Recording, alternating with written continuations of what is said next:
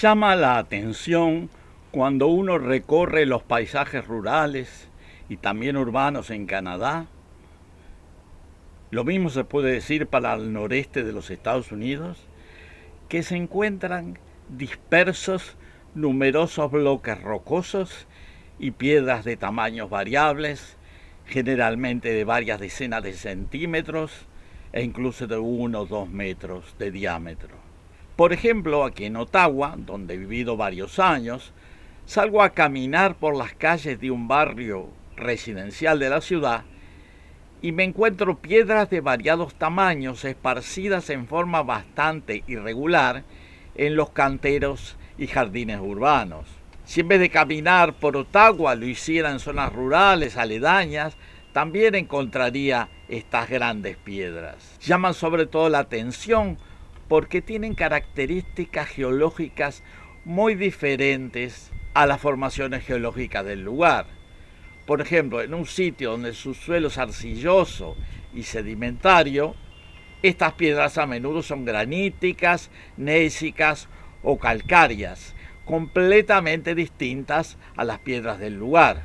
En mis años de trabajo como geólogo en Canadá, encontré estas piedras desparramadas por gran parte del territorio canadiense. Una experiencia similar tuve en Finlandia, donde recorriendo los bosques del centro de Finlandia, cerca de la ciudad de Tampere, encontré numerosos bloques rocosos de 1 metro o más de diámetro, esparcidos entre los árboles del bosque.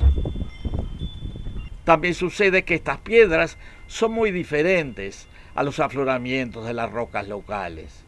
Frente a esta situación tan extraña, podemos preguntarnos qué hacen esas piedras anómalas, tan diferentes a las rocas locales, de dónde salieron, por qué están allí.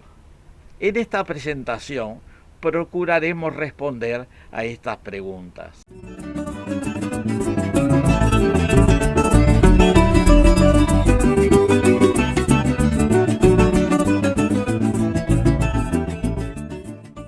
Las extrañas piedras a las que nos estamos refiriendo son piedras que llegaron al lugar donde están ahora porque fueron transportadas por grandes masas de hielo en movimiento.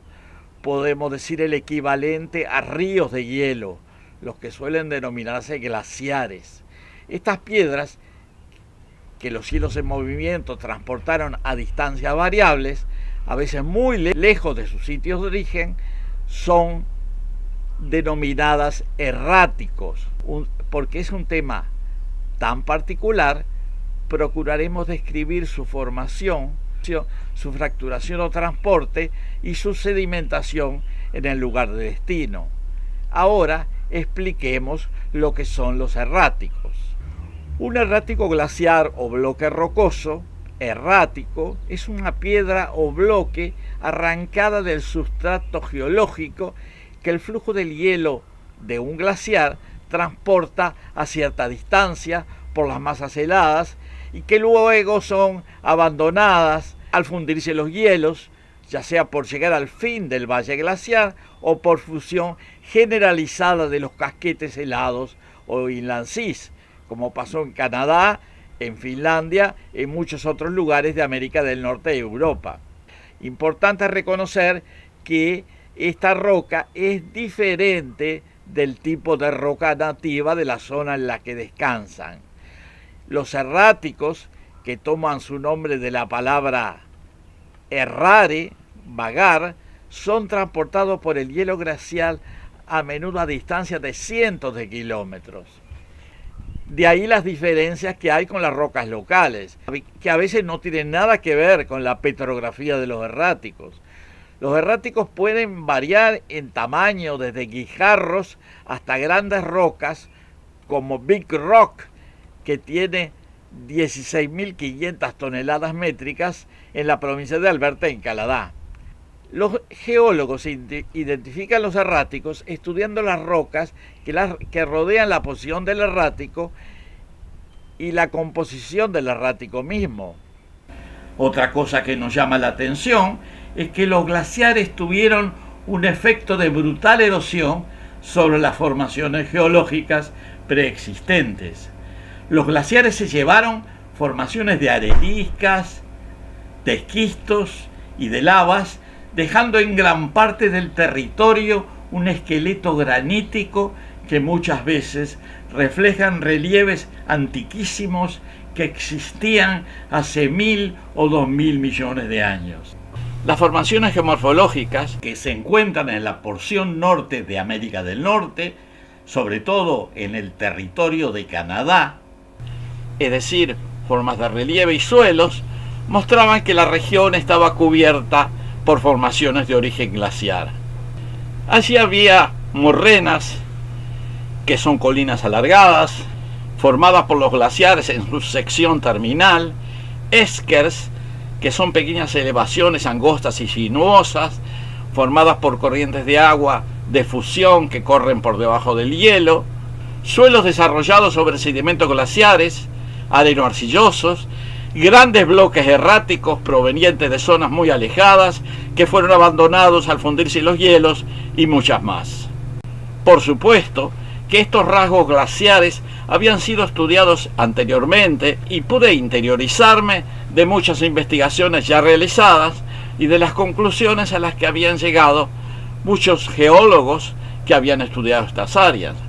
Resumiendo un poco, les cuento que todas estas características de depósitos y formas glaciares que encontré por todas partes fueron el resultado de la existencia de un periodo de clima muy frío, con acumulaciones espesas de nieve y formación de hielo, espeso hielo, que cubrieron casi todo el territorio canadiense y parte de los Estados Unidos. Los estudios han mostrado que Ottawa, por ejemplo, hace 15.000 años estaba cubierta por 2 kilómetros de hielo. En Nueva York, que está más al sur, el espesor de hielo era 700 u 800 metros en ese mismo periodo. Los hielos tenían su máxima presión más al norte y llegaban hasta 3 kilómetros.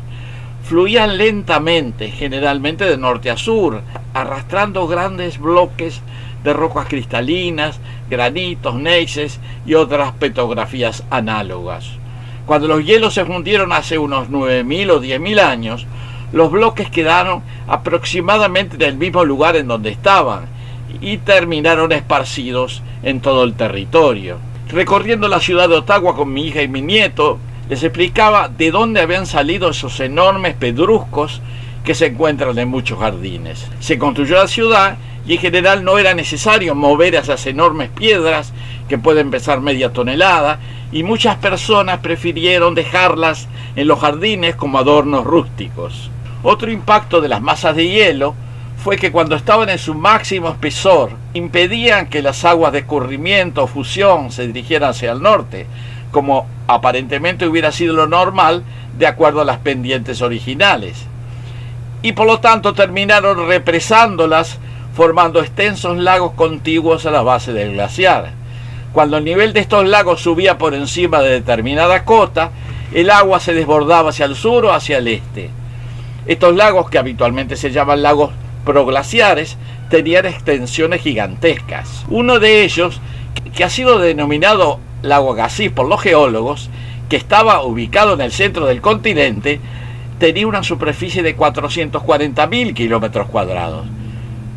Por esas cosas del destino, en el marco de mi trabajo, fui responsable de un proyecto para relevar los yacimientos de áridos areno-gravillosos en la provincia de Manitoba, que es donde se extendía primariamente el antiguo lago Agassiz. Hacia el este de la muralla de hielo se formó otro gran lago que los geólogos denominaron Gran Lago Iroquois, que corresponde a la ubicación actual del lago Ontario, pero que era considerablemente más extenso, hasta alcanzar los 35 a 40.000 kilómetros cuadrados.